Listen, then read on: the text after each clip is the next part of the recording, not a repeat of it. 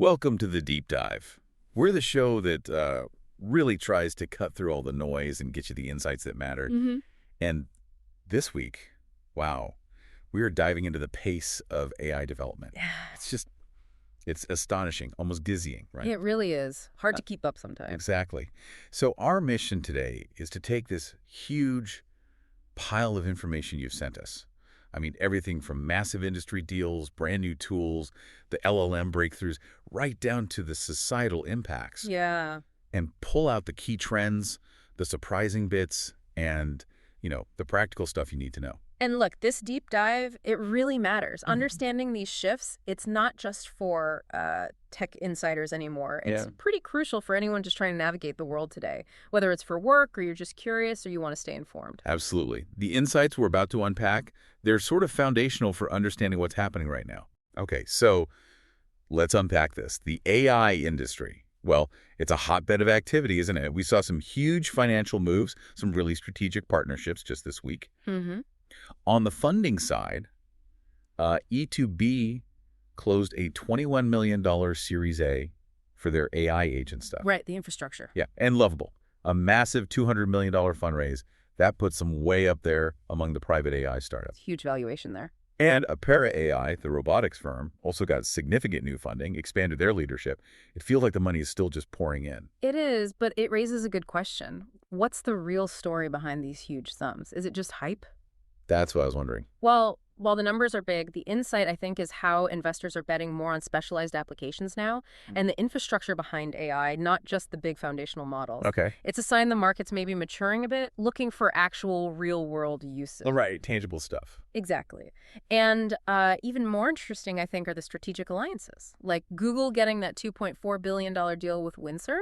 After the OpenAI bid collapsed. Precisely. That just completely reshapes the whole coding assistance space, doesn't it? It really does. And then Cognition AI swoops in and buys Windsurf's remaining assets. So it's not just about the cash, it's about controlling that core tech. Yeah, control. And it's not just the huge global players either. We're seeing these regional plays, Bell and Cohere partnering up in Canada. For sovereign AI solutions. Right, aiming for more national AI capacity. They even doubled down on it for government and enterprise stuff, trying to boost Canada's digital independence. Is that a pattern we're going to see more of globally? I think so, yeah, absolutely.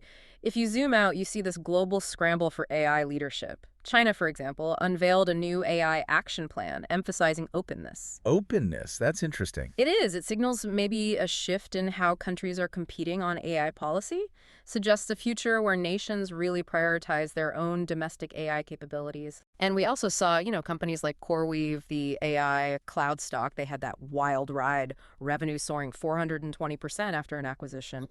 But debt and competition are making investors nervous. It just underscores the risks, right? In this super fast-growing infrastructure market, it's not all smooth sailing. No, that's a really good reminder. It's not all just up and to the right. But, okay, setting aside the financial ups and downs for a second, another area with intense competition, maybe even more foundational, is the talent war. Oh, yeah. Meta hiring that top superintelligence expert from OpenAI as their new chief scientist. What does a move like that tell us? Well, that's a bold strategic play, isn't it? Boosting their own AI leadership, sure, but it also just pours fuel on the talent race between the big tech companies. Builds things up. Definitely. It's a clear sign that, top-tier people are just as critical as having tons of computing power. Right. And speaking of top talent, OpenAI's former CTO, Mira Murati, she secured a historic $2 billion seed round for her Thinking Machines lab. $2 billion. Seed round. That's unprecedented. It really is. It spotlights the potential of female founders, obviously, but it also just sets a completely new benchmark for VC funding in AI innovation. It underlines this belief that, individual genius and cutting-edge research can still command incredible investment. Okay, so we've seen the high-stakes corporate game. The money, the alliances, the talent grabs.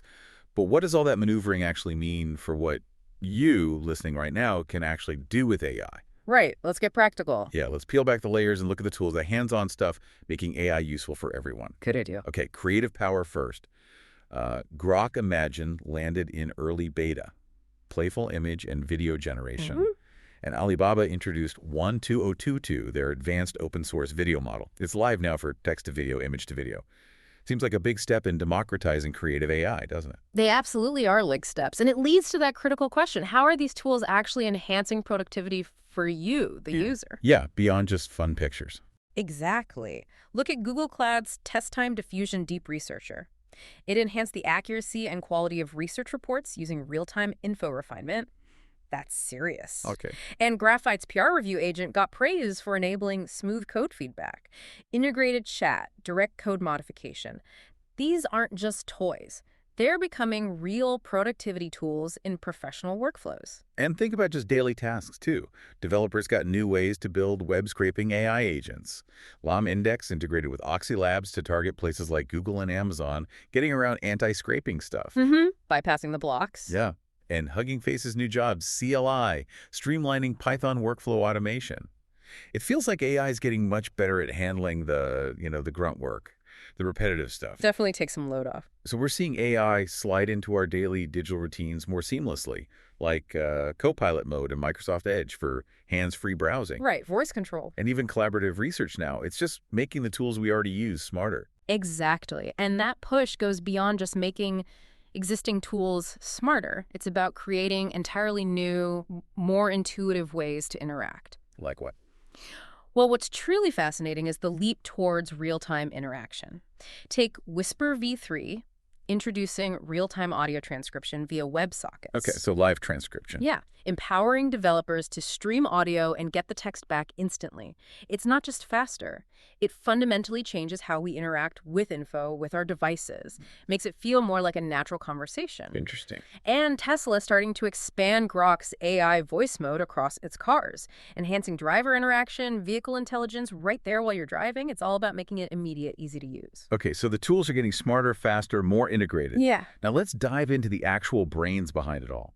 The large language models, the LLMs. The core intelligence? Yeah, the progress here is just, it's incredible. Yeah. Really pushing the boundaries of what AI can understand and generate. Alibaba seems to be making major waves in the open source world. Their Qwen 3 235B model, top performer on major benchmarks now, open weight, That's significant. and they launched 3 new Qwen LMs via Together AI. One's a state-of-the-art reasoning model, apparently showing unprecedented transparency, performance in context, math proofs, real-time debugging. So really strong capabilities. Yeah, and their Qwen 3 coder tied for the top spot in the web dev arena, even beating GPT 4.1 on some software benchmarks. I mean, what does this mean for the dominance of Western LLMs? Well, it clearly signals a shifting global landscape, doesn't it? These models from Alibaba and others too, they're not just playing catch-up anymore. They're setting new benchmarks. It really intensifies the competition. For you, the listener, it means a wider choice of high-performing, accessible tools, especially maybe for things like coding. Okay. And speaking of competition, Zai's new models, GLM 4.5 and GLM 4.5 Air, showed really advanced coding, agentic multi-agent capabilities, outperforming established names in tough coding tests. And ByteDance introduced CDEX. It's a 7 billion parameter multilingual model, but achieving translation quality apparently on par with GPT-4 and Claude 3.5. And it's optimized for efficiency. So it's a real race. Everyone's innovating like crazy. And the innovation isn't slowing down from the big players either. OpenAI's GPT-5 is supposedly set to debut in August. Right, that's the rumor. Promising integrated reasoning, multimodal stuff, streamlined user experience across ChatGPT and Microsoft platforms. Big promises there. And Google's Gemini 2.5 Pro previewed extended context retention, setting new standards for, like, the AI's working memory. What's the biggest takeaway from all these announcements? Well, putting it all in context, these aren't just small incremental upgrades, you know? Feels bigger. Yeah, architectural breakthroughs seem to be fueling this, like the debut of that 92-layer mixture of experts LLM using a new optimizer.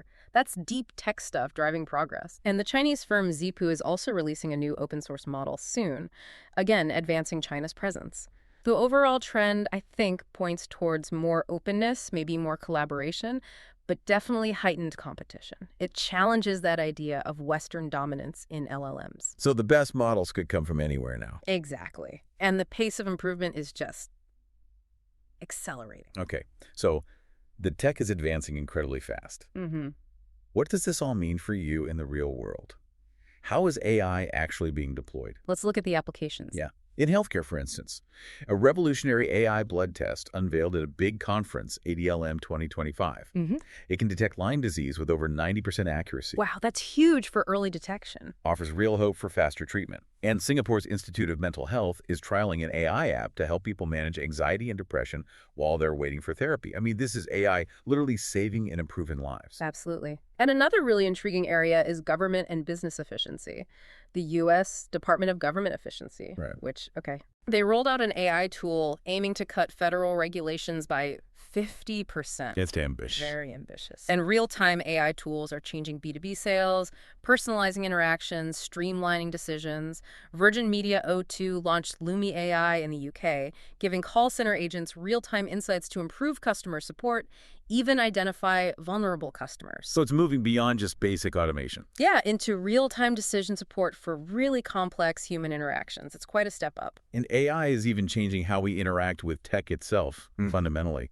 Google's new Opal and competitors like Famous.ai, they let users create custom mini AI apps just by describing what they want in natural language. No coding needed. No coding. Makes AI app development accessible to pretty much anyone. And Figma launched Figma Make in Australia, create interactive design prototypes just using natural language prompts. It's really empowering the non-developer, isn't it? It really is lowering the barrier to entry for creation. And prepare for some truly surprising applications. This German startup, Swarm Biotactics, they've developed AI-powered backpacks for cockroaches. Okay, wait. Backpacks for cockroaches. Yeah. Turning them into live spy agents for urban rescue, espionage, disaster zones. It's described as a breakthrough in biorobotic surveillance.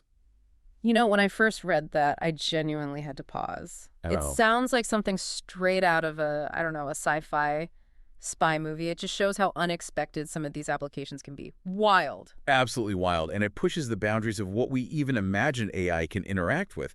But, it also raises immediate questions, even as we see its use in creative and historical fields. Like what? Well, the IMAX Runway 2025 AI Film Festival is going to show the world's best AI-generated short films. So AI is integrating right into the arts. Okay. And researchers at Google DeepMind unveiled Aeneas, an AI system that analyzes and reconstructs ancient Latin inscriptions, helping historians. That's pretty cool. Yeah. Plus, AR Rahman and OpenAI are launching Secret Mountain, a global AI-powered musical metaverse thing, blending interactive storytelling. So from biorobots to digital humanities to entertainment. AI is getting its hands dirty everywhere. Okay, so the applications are spreading incredibly wide, some amazing, some maybe a little unsettling. Which brings us to the next crucial part, the broader societal implications. Right, the big questions. Future of work, ethics, safety. Let's talk jobs first. Elon Musk predicts AI could replace 99% of jobs globally. A typically bold prediction from him. Bill Gates highlights the need for continuous learning, new skills. He thinks AI and automation could threaten half of white-collar roles by 2030. That's a more specific, maybe more near-term concern. And Sam Altman, Bill Gates, they both urge workers to prepare for really sweeping changes. And we're seeing it reflected in tech layoffs, right? Yeah. Microsoft, Intel, TCS, combined 94,000 jobs cut so far in 2025. When we hear these numbers, how should you, the listener, really interpret that? Is it all just doom and gloom? Well, maybe not all doom and gloom, but it's certainly a major, major shift we need to face. The immediate question it raises is how companies are adapting. Yeah. They're facing this flood of AI-generated resumes, apparently many with false info. So companies are turning to AI hiring tools just to cope. And a recent study found half of UK grads now use AI to write job applications, which, complicates things. Yeah, for now. Accenture suggests we need to reinvent roles, not just replace tools, to really unlock AI's potential. That kind of hints at more of a partnership between humans and AI, maybe, rather than just straight displacement. A more symbiotic relationship. Yeah. But with all this power comes, great responsibility, right? Absolutely. Sam Altman has sounded the alarm, talking about existential dangers, engineered viruses, unchecked AI, urging leaders, policymakers to balance innovation with strong safeguards. He even compares building AI startups to designing nuclear bombs, stressing the profound responsibility. That's a stark warning from someone right at the forefront. It absolutely is. And a critical point it highlights is the direct impact this is having on security and legality right now. How so? Well, OpenAI's newest ChatGPT agent can can successfully beat advanced CAPI-CHA tests. Oh, so much for proving you're human online. Exactly. It immediately raises questions about online bot defenses. And there are concerns about sleeper jailbreaks, hidden vulnerabilities in models, and the poisoning of global training datasets. These are serious security risks. And legally? The UK High Court warned lawyers, use unverified AI-generated legal cases, you could face criminal charges. Oh, okay. And Altman also warns that those private chats you have with tools like ChatGPT, they lack legal confidentiality. They could potentially be disclosed in court. These are real, immediate consequences we all need to be aware of. Yeah, definitely food for thought. And unfortunately, the darker side of AI is also really surfacing, demands attention. These AI-powered nudification apps, they've enabled millions of non-consensual, sexually explicit deepfakes, mostly targeting women and minors. It's fueling global calls for regulation, understandably. A horrific misuse of the technology. And Elon Musk's X is under fire over safety concerns with its Baby Grok AI chatbot. Child safety advocates warning about insufficient safeguards. An Australian MP, Kate Cheney, is proposing new laws to combat the growing misuse of AI in creating child abuse material. This isn't just theory. It's a really concerning problem hitting people right now. It's a sobering reminder, isn't it, of the ethical tightrope we're walking. And, there's another pressing question related to just sustainability. Sustainability of AI growth. Yeah. The founder of Alibaba Cloud cautioned that most AI apps today might actually become obsolete within 10 years unless companies focus on solutions that are sustainable, adaptable, innovative. Yeah, interesting, good point. And the way unlimited AI usage plans keep failing. People are drawing analogies to the limits of electricity supply. It points to real sustainability challenges, the sheer cost and resources involved. Google AI Mode hit 100 million users, which sounds great. But the immense costs are apparently worrying investors. It suggests that while the capabilities are amazing, the practical challenges of scaling and maintaining AI might be the next big hurdle we face. Okay, so where does that leave us? We've seen a week absolutely packed with breakthroughs, strategic chess moves. It just confirms AI isn't some far-off future concept anymore. It's here. It's reshaping our present, how we work, how we live, how we tackle global challenges. Yeah, we've covered a staggering amount of ground, haven't we? From the complex dance of global partnerships and tech innovations right through to these profound ethical questions that really demand our attention. This deep dive shows a field that's, well, incredibly promising, but also fraught with really complex challenges. The sheer speed of it all, combined with these critical discussions, safety, jobs, ethics, it just points to a future that's going to keep surprising us. Yeah. The only constant seems to be change itself. Absolutely. So here's maybe a final provocative thought for you, the listener, to consider. In a world where AI is so rapidly transforming, well, almost every aspect of human life, how do you envision the ideal balance, that balance between pushing innovation forward as fast as possible and ensuring it's developed responsibly, equitably for everyone? How much change are we truly ready for?